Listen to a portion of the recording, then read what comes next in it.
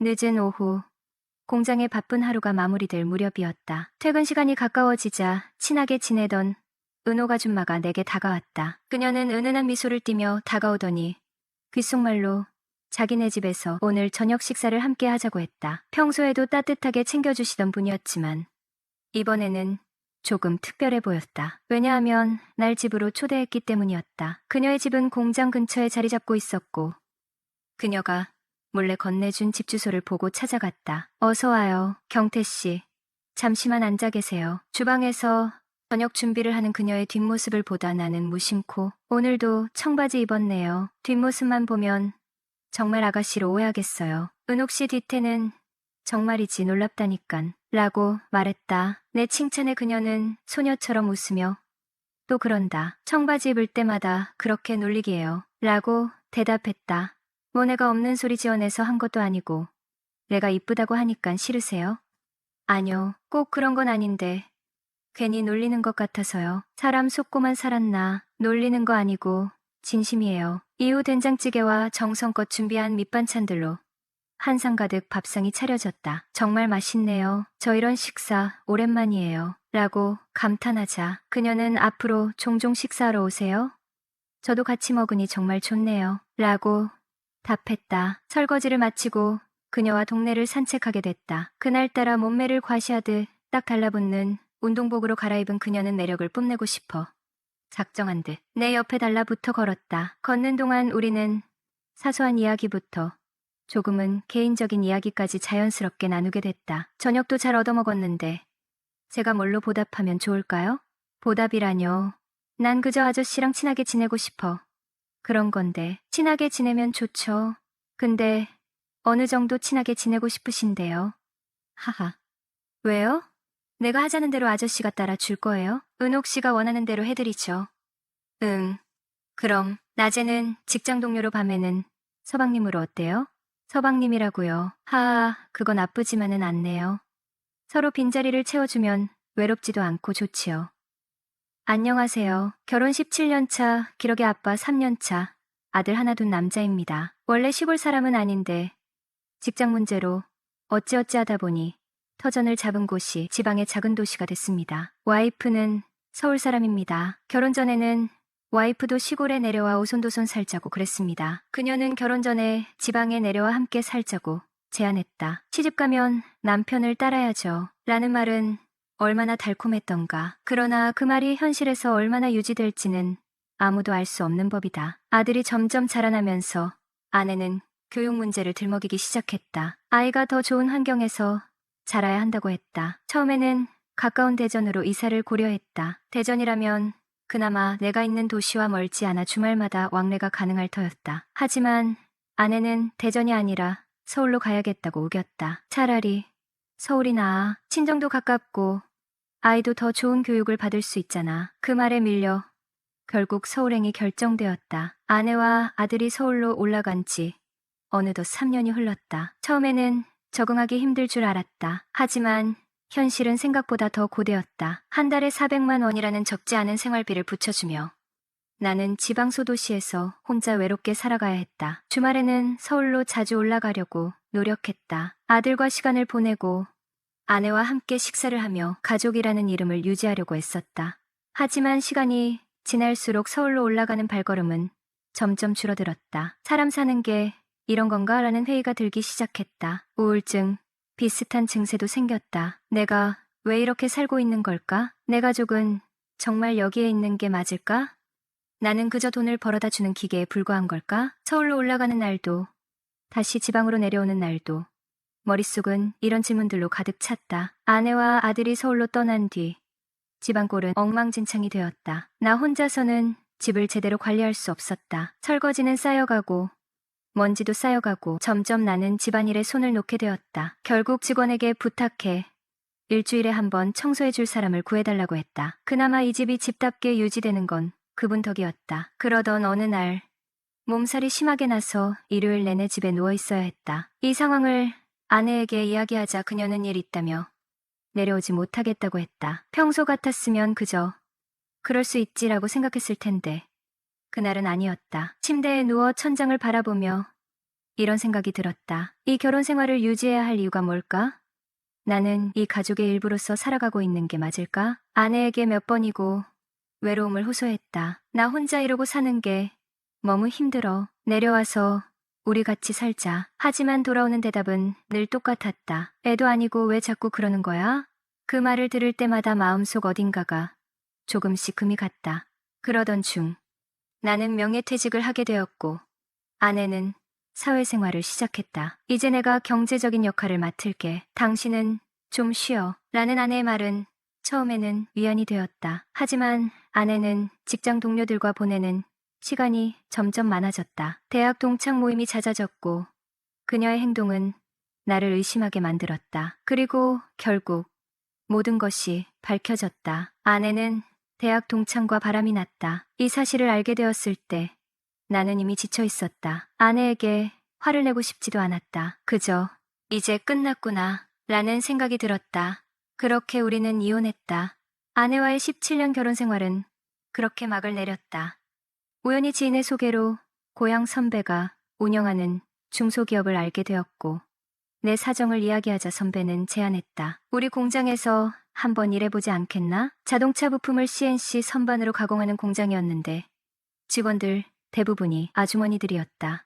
5kg에 육박하는 무거운 물건을 다뤄야 하는 일이 많아 내가 입사하고 나서야 비로소 일이 조금 수월해졌다. 내 역할은 단순히 관리직이 아니었다. 선배는 말했다. 관리직도 현장을 알아야 한다. 최소 1년은 직접 해보는 게 어때? 흔쾌히 수락한 나는 드릴링 머신, 직립 태핑 머신을 설치하고 아주머니들과 함께 작업을 시작했다. 그러던 중 내 뒤에서 함께 일하던 은옥 씨와 자연스레 친해졌다. 알고 보니 그녀도 혼자 살고 있었다. 그런 관계가 특별해지기 시작한 건 철야, 근무 때문이었다. 어느 날 점심시간 격리 직원이 숨을 헐떡이며 다가왔다. 정태 아저씨, 사장님이 내일 오전까지 300개를 가공하래요. 완제품으로 내가 되물었다. 그럼 반제품으로 납품하려고요. 경리의 눈이 가늘어졌다. 나이는 40을 훌쩍 넘었지만 아직 시집을 가지 않은 경리는 사실 사장님의 비밀스러운 관계라는 소문이 공장 전체에 퍼져 있었다. 그럼 은옥 아줌마도 같이 하란 말이야? 하고 물으며 내 뒤에서 일하는 옥순이란 이름을 가진 아줌마가 내 쪽을 쳐다보며 아저씨가 만지는 기계와 은옥 아줌마가 만지는 기계는 실과 바늘 아닌가요? 슬며시 내 뒤에서 일하던 은옥 씨를 보니 그녀는 마치 이게 왜 나에게 오는 건가 싶은 표정이었다. 나는 물었다. 은옥 씨도 같이 철야해야겠네요. 못하면 다른 분을 찾아봐야겠는데요. 공장에는 나를 포함해 남자는 3명뿐.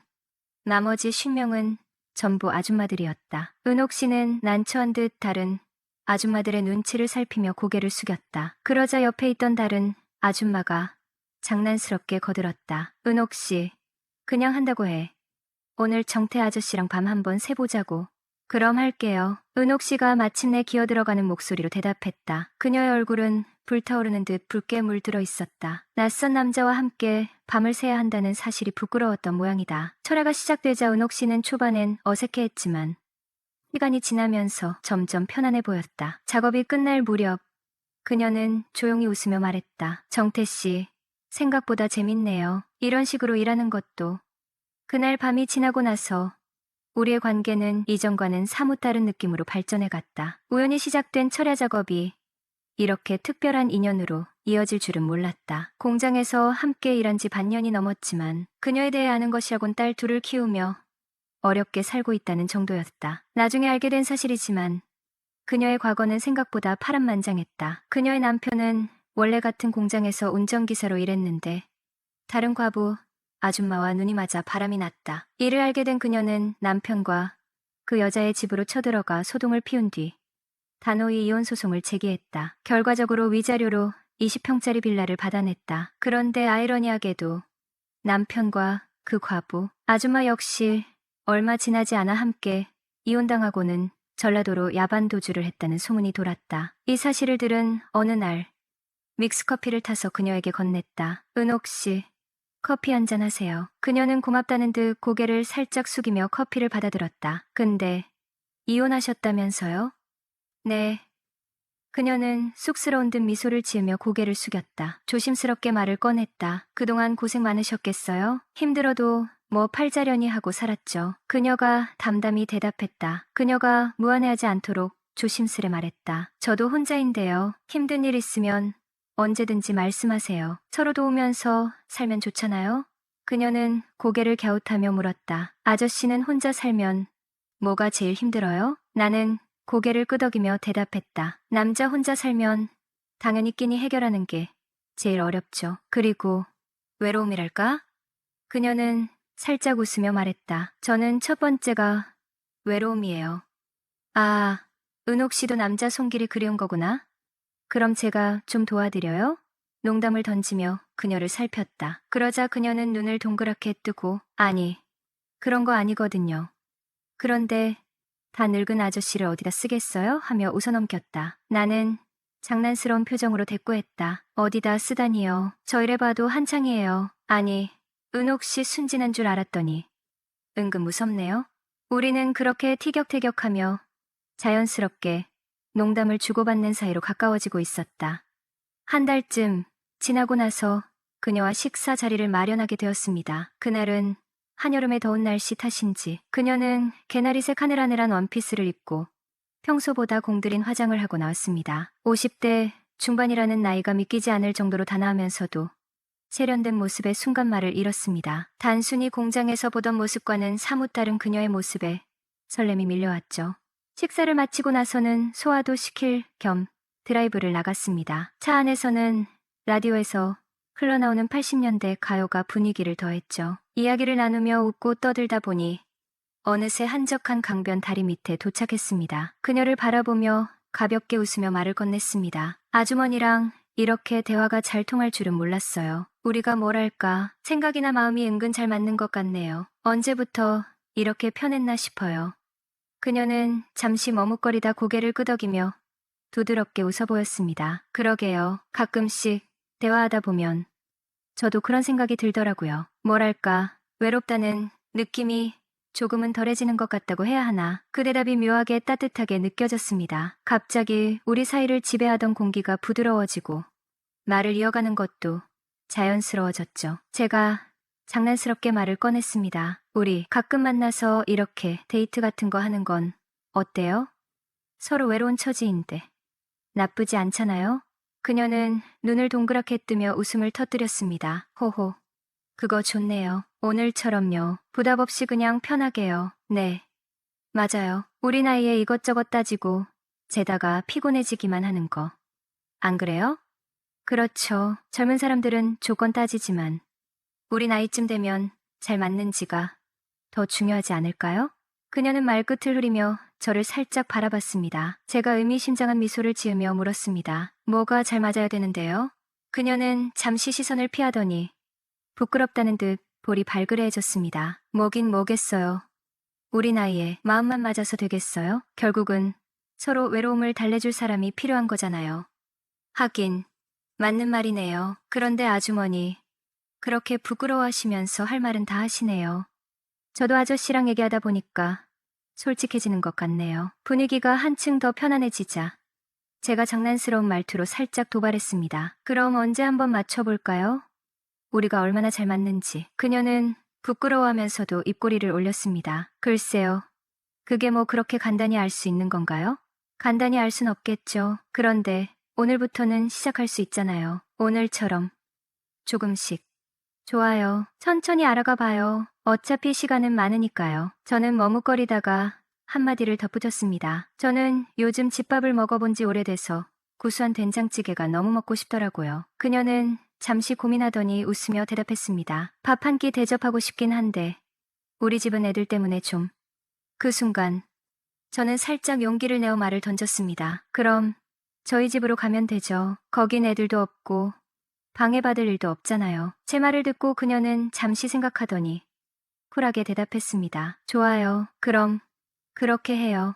이렇게 우리는 예상치 못하게 제 집으로 향하게 되었습니다. 그녀의 대답이 워낙 쿨해서 순간 당황했지만 한편으로는 설렘이 가득했습니다. 집에 도착하자마자 그녀는 자연스럽게 부엌으로 향해 냉장고를 열어보고는 재료는 충분하네요. 된장찌개 끓이기에 딱 좋아요라고 말하며 웃었습니다. 그녀가 된장찌개를 준비하는 동안 저는 거실에 앉아 그녀의 뒷모습을 바라보았습니다. 왠지 모르게 이 순간이 너무도 따뜻하고 평화롭게 느껴졌습니다. 그날 저녁, 그녀가 끓인 구수한 된장찌개를 함께 먹으며 우리는 그동안 하지 못했던 더 깊은 이야기를 나누었습니다. 그녀는 자신의 지난 결혼 생활, 남편과의 이혼, 그리고 홀로서기의 어려움에 대해 털어놓았고 저는 제 외로움과 혼자의 삶에 대해 솔직하게 이야기했습니다. 대화는 끊임없이 이어졌고 우리는 서로의 삶을 이해하며 점점 더 가까워졌습니다. 그날 이후 우리는 자주 만나 시간을 보냈고 자연스럽게 연애를 시작하게 되었습니다.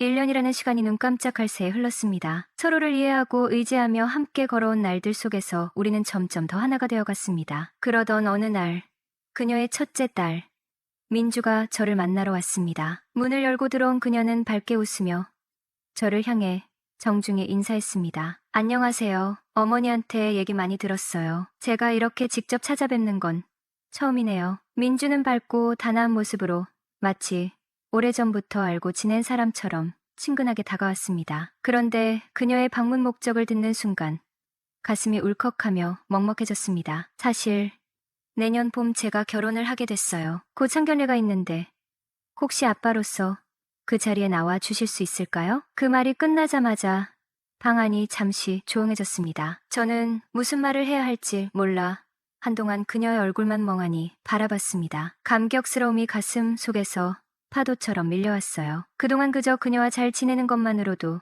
충분하다고 생각했는데 그녀의 딸이 이렇게 나를 가족으로 받아들이고 더 나아가 아빠라는 역할을 부탁하다니 상상도 하지 못했던 일이었거든요. 눈앞에 선 민주가 갑자기 어른스러워 보였습니다. 그녀의 간절한 눈빛에서 어머니에 대한 깊은 사랑과 저를 향한 믿음이 전해졌습니다. 한참을 뜸을 들이다가 저는 차분히 대답했습니다. 민주야, 내가 괜찮다면 내가 그 자리에 꼭 나가줄게. 그리고 내 결혼식 날도 함께 들어가 주고 싶다. 너의 새로운 출발을 응원하고 싶거든. 그 말을 듣자 그녀는 환하게 웃으며 고개를 끄덕였습니다. 정말 고마워요. 그 이후로 저는 그녀의 딸들과 조금씩 더 가까워지며 작은 가족의 일원으로 자리 잡아갔습니다. 특별히 많은 것을 해주지 않아도 그들은 진심으로 저를 대했고 저는 그 따뜻함에 보답하고 싶었습니다. 요즘 제 삶은 예전보다 훨씬 단순하지만 훨씬 행복합니다. 경제적으로 풍족하지는 않지만 새로운 가족들과 함께하는 소소한 일상이 제게는 세상 무엇과도 바꿀 수 없는 소중한 선물입니다. 세상에 혼자가 아닌 누군가와 함께 산다는 것, 그것이 이렇게도 큰 위로와 힘이 될 줄 몰랐습니다. 이제는 그녀와 그녀의 가족들과 함께하는 하루하루가 저희 삶을 채우는 전부입니다. 가족은 우리가 가장 약할 때 힘이 되어주고 가장 강할 때 함께 기뻐하는 존재이다. 안녕하세요. 딸이 둘 있는 50대 후반의 아저씨입니다. 저는 일찍 결혼을 했고 두 딸을 낳아서 오붓하게 살고 있었습니다. 그러다가 아내가 10여 년 전에 사고로 갑자기 죽어서 사별을 했습니다. 그때는 정말 너무나도 힘들었는데 눈에 넣어도 아프지 않은 두 딸을 잘 키워서 좋은데 시집 보내는 게 아내와 두 딸들에게 할 수 있는 제 책임이라고 생각했습니다. 그래서 일만 하면서 살아왔고 딸들도 잘 커서 첫째는 몇 년 전에 시집을 가서 가정을 꾸리고 잘 살고 있습니다. 저는 가방끈이 짧다 보니 젊었을 때부터 공사장을 전전하기는 했습니다. 그러면서 포크레인을 면허증을 땄고 일이 있으면 장기간 집에 못 들어오면서 일을 하고는 했습니다. 그래서 돈은 좀 벌었기 때문에 지방이지만 좋고 큰 아파트에서 두 딸이랑 살았고 첫째는 엄마의 빈자리를 챙기면서 동생을 잘 보필했습니다. 첫째가 시집을 가고 둘째랑만 살고 있었는데 딸은 남자친구가 있기는 했지만 결혼은 아직 생각이 없는 듯 보였습니다. 그러다 1년 정도 전이었습니다. 딸이 아는 언니가 있는데 당분간만 우리 집에서 같이 살 수 있냐고 물어봤습니다. 말이 언니 집 딸보다 나이가 10살가량 많았는데 몇 개월 전에 이혼을 하고 딱히 갈 데가 없다고 했습니다. 결혼 생활은 길었지만 다행히 아이는 없었고 이혼 후에 친정에 갔는데 부모님과 매번 다툼이 심했다고 했습니다. 그래서 나오고는 싶은데 모아놓은 돈이 없다고 우리 집이 크고 첫째 방이 비어져 있는 걸 알고는 간곡하게 부탁을 했다고 했습니다. 처음에는 그래도 외간 여자를 드리는 게 좀 그래서 망설였습니다. 딸의 친한 언니라고는 하지만 그래도 집에 같이 있다 보면 제가 좀 불편할 것 같았습니다. 하지만 제가 하는 일이 출장이 많다 보니 집에 있는 날도 많지 않고 딸이 혼자 있으며 아무래도 위험하니 딸 아이의 간곡한 부탁을 거절할 수 없어 그러라고 했습니다. 딸의 친한 언니는 제가 있는 날 짐을 싸서 들어왔습니다. 짐이라고 해봤자 옷가지 등의 캐리어 2개였고 큰딸이 쓰던 방에서 생활하라고 했습니다. 그녀를 보는데 조금 설레기는 했습니다. 딸이 언니라고 부르지만 딸과는 나이 차이가 많이 나고 저랑은 20살이 채 차이 나지 않았습니다. 저에게 아버님 하면서 불렀지만 솔직히 밖에서 만난 사이라면 오빠라고 부르라고 하고 싶을 정도였습니다. 첫날 들어오면서 어색하기는 했지만 배려해 주셔서 감사하다며 인사를 하는데 그 모습이 참 예쁘고 귀여웠습니다. 우리 딸도 지 엄마를 닮아서 예쁜 편이기는 한데 그녀도 참 예뻤습니다. 키도 크고 늘씬한 게 참 괜찮아 보였습니다. 그때는 여름이었는데 짧은 반팔에 반바지를 입고 왔는데 눈이 호강하는 걸 느꼈습니다. 물론 딸의 친한 언니이니 딱 예쁘다 정도까지였지 이성으로 보지 않으려고 애썼습니다. 그녀는 짐을 풀고 감사하다며 음식을 시키고 술을 함께 가볍게 마셨습니다. 딸과도 가끔씩 둘이 술을 마시고는 했는데 한 사람이 느니 그것도 괜찮더군요. 가볍게 맥주 몇 병 마시고 둘이 놀라며 자리를 피해 안방으로 왔습니다. 안방에 있는 화장실에서 샤워를 하는데 술도 조금 취해서 그런지 그녀의 첫 모습이 생각이 나면서 설레었습니다. 딸도 집에서는 짧은 옷들을 입고 있는데 그녀가 입었던 짧은 옷이 생각나니 이 나이에 일어나는 게 느껴졌습니다. 저는 샤워를 하면서 그녀를 떠올리며 간만에 스스로 위로를 했습니다. 너무나도 만족할 만한 위로였습니다. 그때는 제가 일이 없어서 며칠 같이 생활을 했습니다. 딸도 그녀도 직장인이었기 때문에 아침에 나갔다가 저녁이 되어야 돌아왔지만 저녁에 같이 밥도 먹고 텔레비전도 보면서 몇 마디 나누기도 했습니다. 그녀는 성격이 싹싹한 편이라 그런지 저에게 말을 걸기도 하고 음료 등도 챙겨주면서 싹싹하게 잘했습니다. 며칠 뒤 지방으로 2주간 출장을 갔고 항상 출장을 가면 혼자 생활할 둘째가 걱정됐는데 전화를 하면 그녀와 잘 지내면서 잘 챙겨주는 것 같아서 안심이 되었습니다. 그 이후로 몇 개월이 지났습니다. 중간에도 일이 끝나면 집에 가서 며칠 쉬다가 다시 타지로 출장을 나가기도 했습니다. 어떨 때는 같이 만나기도 했지만 어떨 때는 그녀가 늦게 들어오거나 제가 친구들이랑 만나서 술 한잔하고 들어올 때는 얼굴도 못 본 적도 있기는 했습니다. 원래는 반년 정도만 같이 있기로 했었습니다. 하지만 딸이 언니랑 사니깐 밤에도 안심이 된다며 좋아했고 언니가 반값을 내지는 않지만 가끔씩 맛있는 것도 사주고 선물도 사준다며 좀 더 있게 해달라고 했습니다. 저도 가끔 가면 그녀가 싹싹하게 대해주는 것도 좋았고 딸아이 안전을 생각해서도 그러라고 했습니다. 그렇게 몇 달 더 보내고 몇 개월 전이었습니다. 생각보다 공사가 빨리 끝났고 딸에게 일정보다 며칠 일찍 가겠다고 연락을 했습니다. 딸은 간만에 언니네 가서 자고 오기로 했다며 저도 그쪽으로 오라고 했지만 몸이 좋지 않아서 집에서 쉬겠다고 했습니다. 다행히 그녀는 친구네서 자고 오겠다고 했다며 일하느라 고생 많았다며 저녁 잘 챙겨 먹고 혼자 푹 쉬라고 했습니다. 집에 오는 길에 오랜만에 친구를 만나서 저녁을 먹으면서 술을 한잔하고 집으로 돌아왔습니다. 간만에 혼자 집에서 푹 쉴 수 있겠다 생각하고 현관문을 열었습니다. 현관문을 열 때부터 느낌이 이상했습니다. 못 보던 남자의 신발이 있었기 때문입니다. 느낌이 이상해서 조용히 집에 들어갔는데 거실에는 술을 먹은 흔적이 있었습니다. 느낌이 싸해서 큰딸이 썼던 그녀의 방에 노크를 했습니다. 인기척이 없어서 살짝 문을 열었습니다. 그러자 큰딸이 썼던 그리고 그녀가 쓰고 있던 침대에 그녀와 웬 남자가 실오라기 하나 걸치지 않고 안고 누워 있었습니다. 그 모습을 보니 정말 우라통이 터졌습니다. 우리 집에 외간 남자를 끌어들인 것도 화가 났지만 큰딸이 쓰던 침대에서 딴 남자랑 그 짓거리를 했다는 것에 너무나도 분노했습니다. 저는 화를 참지 못하고 남의 집에서 뭐하는 짓거리라며 소리를 쳤고 그 소리에 그녀도 그 남자도 화들짝 놀랐습니다. 저는 그 둘에게 당장 집에서 나가라며 소리를 지르고 안방으로 들어와 문을 쾅 닫아버렸습니다. 화가 안 풀려서 씩씩거리고 있었고 현관문이 열리면서 나가는 소리가 들렸습니다.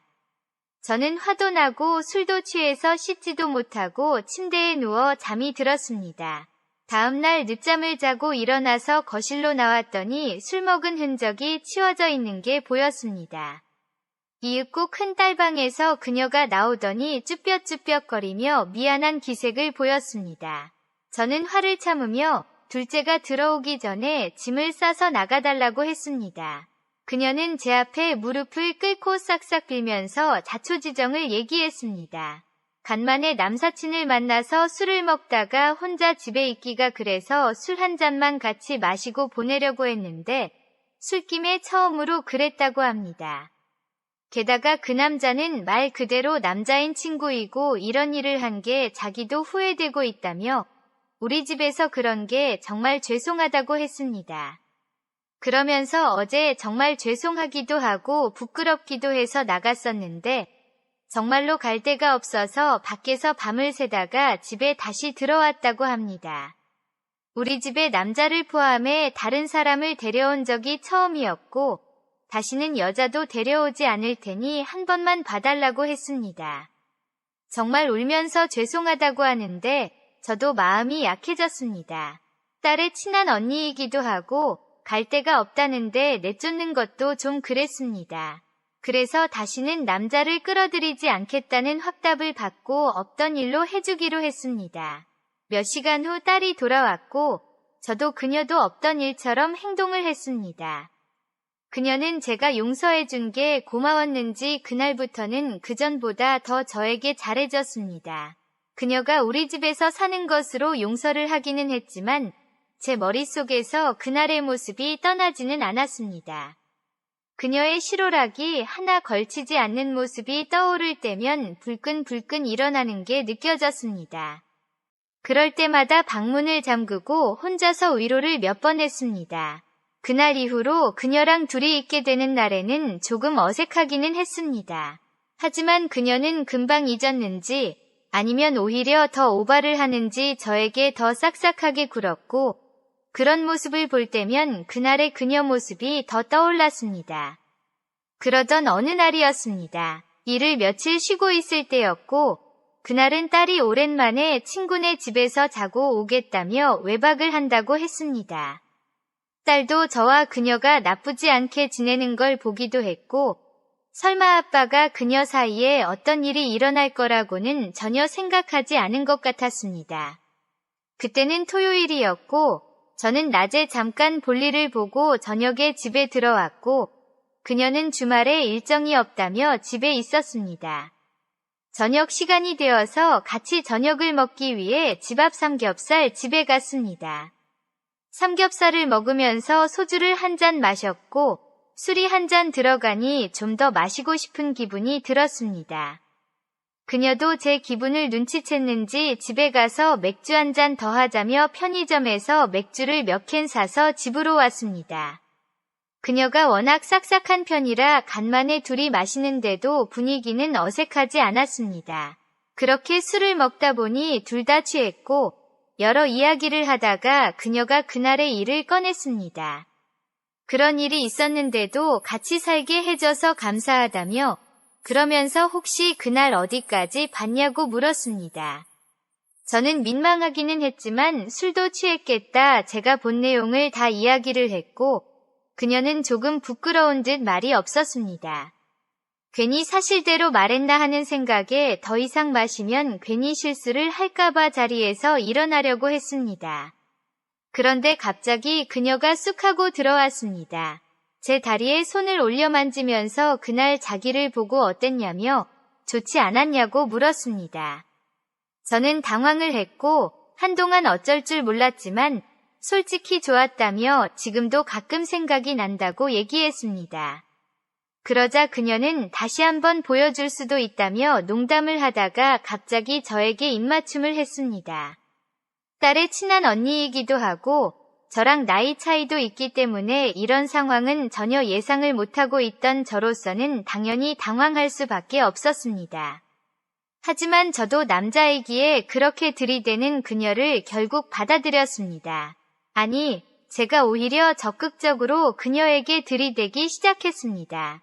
우리는 자리를 제 방으로 옮겼고 저는 그녀를 안았습니다. 물론 가끔씩 술자리에서 만났던 제 또래의 아줌마들을 몇 번 아는 적은 있었지만 그렇게 나이 차이가 나는 여자를 아는 것은 일생 처음이었습니다. 역시 여자는 젊음이 무기였습니다. 탄력이 있고 탱탱한 게 너무나도 좋았습니다. 그녀는 결혼 경험도 있고 어리기는 하지만 나이가 좀 있어서 그런지 스킬이 좋았습니다. 어린 그녀의 피지컬과 경험의 스킬이 더해지니 그녀는 저를 정말 황홀하게 안아줬습니다. 그렇게 그녀를 처음 안게 되었습니다. 처음 안고 나서 다시 안고 싶었지만 제가 나이가 있어서 그런지 연달아 2번 안는 건 쉽지 않았습니다. 그냥 제 방에서 그녀를 안고 잠이 들었습니다. 다음 날 일어나 보니 그녀는 제 옆에서 자고 있었고 어젯밤 일이 꿈이 아니라는 것이 너무나도 감동이었습니다. 제 옆에서 자고 있는 그녀의 얼굴은 평소보다도 예뻐 보였습니다. 한동안 그녀를 지켜보고 있었고 그녀는 잠에서 깼는지 저를 보더니 방긋 웃었습니다. 그녀가 술김에 실수를 했다고 하면 어떻게 해야 하나 했는데 그녀는 어젯밤 일이 실수가 아니었다는 것처럼 웃어주었습니다. 그 모습이 너무 예쁘고 사랑스러웠고 하루 자고 나니 다시 일어나는 것을 느낄 수 있었습니다. 저는 그녀를 한번 강하고 화끈하게 안아주었습니다. 우리는 서로의 마음을 확인하고 샤워를 하고 집 앞에 나가서 점심을 먹었습니다. 그러면서 서로의 마음에 대해서 이야기를 나누었습니다. 그녀는 그날 자신이 정말 잘못했는데도 불구하고 너그럽게 이해해준 제가 너무나도 고마웠다고 합니다. 처음에는 죄송한 마음에 그리고 고마운 마음에 저에게 잘해주기 시작했는데 그게 조금씩 이성적인 감정으로 느껴졌다고 합니다. 전 남편이 자기보다 연하였고 그동안 연애도 거의 동갑이나 연하를 만났어서 그동안은 몰랐다고 합니다. 하지만 나이가 많은 사람의 이해심과 배려에 대해서 생각을 하게 되었다고 합니다. 머리로는 이렇게 나이 차이가 많이 나는 저에게 이성적인 감정을 느낄까 생각하며 생각을 떨쳐버리려고 했지만 그게 잘 안 돼서 자기도 괴로웠다고 합니다. 하지만 어제 삼겹살집에서도 그렇고 집에서 맥주를 먹으면서 저랑 얘기를 많이 나누다 보니 대화 내용에서도 자기에 대한 배려와 호감을 좀 느꼈다고 합니다. 사실 어제는 안기려는 생각은 전혀 없었는데 술김에 안기기는 했다고 합니다. 하지만 막상 안기니 기분이 좋았고 제가 나이가 있어서 그런지 스킬이 좋아서 궁합도 좋았다고 합니다. 그 말을 하며 얼굴이 붉어지는 그녀를 보니 다시 한번 안고 싶다는 생각을 했습니다. 밥을 후딱 먹고 딸이 오기 전에 한 번 더 그녀를 안으려고 했습니다. 하지만 집에 와보니 딸이 돌아와 있었고 그녀를 안을 수 없었습니다. 그럴 줄 알았으며 숙소를 들렀다 올 걸 하는 생각이 들었습니다. 제가 그때 며칠간 일이 없었기 때문에 며칠간 그녀를 안았습니다. 물론 집에는 딸이 있었기 때문에 근처 숙소에서 그녀를 안았습니다. 그녀도 저에게 안기는 게 너무 좋다며 일을 하면서도 퇴근해서 저를 만나는 시간만 기다린다고 했습니다. 물론 딸이 눈치채지 못하게 그녀를 안고 나서 그녀 먼저 보내고 저는 몇 시간 밖을 돌아다니기도 하고 친구를 만나서 한잔하고 들어가기도 했습니다. 딸은 원래도 눈치가 없는 편이기도 했고 설마 그녀와 제가 이런 관계가 됐다고는 생각조차 못하는 것 같았습니다. 그렇게 그녀를 며칠간 연속으로 안고 일 때문에 어쩔 수 없이 출장을 가서 그녀를 못 보자 너무나도 애가 탔습니다. 그래도 특별한 사이가 되니 서로 카톡도 하고 전화도 가끔 하면서 서로의 마음을 확인을 했습니다. 출장이 끝나는 날만 기다리면서 살았습니다. 출장이 끝나고 들어가는 길에 숙소에서 그녀를 안고 들어가는 날도 있었고 딸에게는 출장이 길어졌다고 하고 제가 며칠 숙소를 잡고 살면서 그녀의 퇴근만 기다리는 경우도 있었습니다. 그녀는 저에게 안기는 걸 만족한다고 했지만 저는 혹시나 하는 마음에 병원에 가서 약을 처방받아서 복용하면서까지 그녀를 안고 있습니다. 역시 약이 좋기는 좋은 것 같습니다. 약을 복용하고 나서부터는 그녀가 더 좋아하는 게 정말 느껴질 정도입니다. 그렇게 만난 지 벌써 몇 개월째입니다. 하루는 딸이랑 둘이서 한잔하는데 딸이 물었습니다. 언니를 살게 해줘서 고마운데 조금 불편하지 않냐고 합니다. 딸이 눈치채지 못하게 살짝 불편하기는 하지만 둘 다 괜찮으면 언제까지든 살아도 된다고 했습니다. 딸은 자기 시집가기 전까지는 언니가 원하면 같이 살고 싶다고 했습니다. 큰딸이랑 오래 살다가 시집가서 너무나도 외로웠는데 그녀가 있어서 든든하다며 자기 시집갈 때까지는 살고 싶다고 했습니다. 저는 그 얘기를 들으면서 그 말이 제가 하고 싶다는 생각을 했습니다. 아니, 딸이 시집을 가게 돼도 언니는 살아도 된다는 말이 목구멍까지 나왔지만 하지는 않았습니다. 솔직히 저는 그녀가 좋고 그녀를 안는 게 좋습니다. 그녀도 지금 만족하고는 있지만 사실 불안하기도 합니다. 나이 차이가 많이 나고 솔직히 결혼을 할 수는 없는 관계이니 어느 날 그녀가 떠나갈지도 모르기 때문입니다. 평생 그녀를 안고 싶지만 언젠가는 못 안게 될 수도 있을 것 같아서 많이 불안할 때도 있습니다. 그래서 지금 안을 수 있을 때 한 번이라도 더 안으려고 노력하고 있습니다. 그녀가 항상 저에게 안기는 걸 만족하게끔 약도 복용하고 있습니다. 부디 그녀의 마음이 변하지 않고 이렇게 오래오래 만났으면 좋겠습니다.